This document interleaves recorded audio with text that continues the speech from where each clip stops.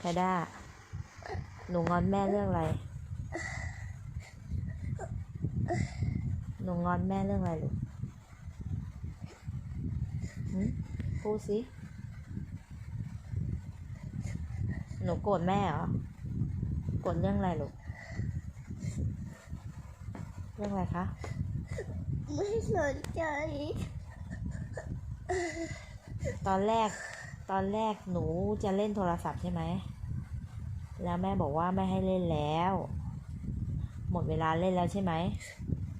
แล้วไคด้าทำยังไงกับแม่ไคด้าทำยังไงคะพูดสิ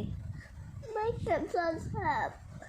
ไม่สนใจแม่ถามอะไรไคด้าไม่พูดใช่ไหมไคด้างอนแม่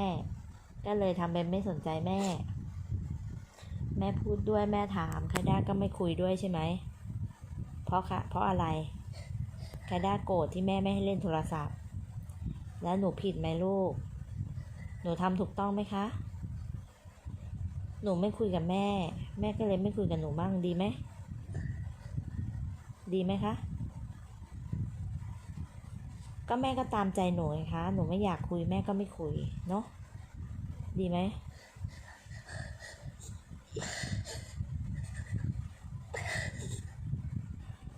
แล้วหนูอยากให้แม่ทำอะไรแล้วแม่กอดแล้วต่อไปหนูจะทำแบบนี้อีกไหมคะแม่ให้เล่นเป็นเวลาเข้าใจไหมลูกเวลาที่เล่นได้แม่ก็ให้หนูเล่นหนูอยากให้แม่ทำอะไรนะคะอยากให้แม่ทำอะไรคะอยากลูกกิน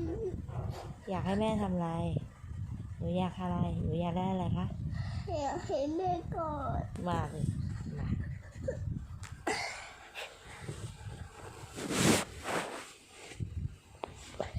ทีหลังอย่าทำแบบนี้นะคะลูก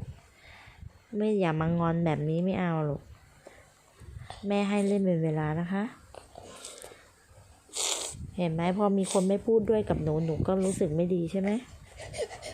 ทีหลังอย่าทำแบบนี้กับใครนะคะค่ะ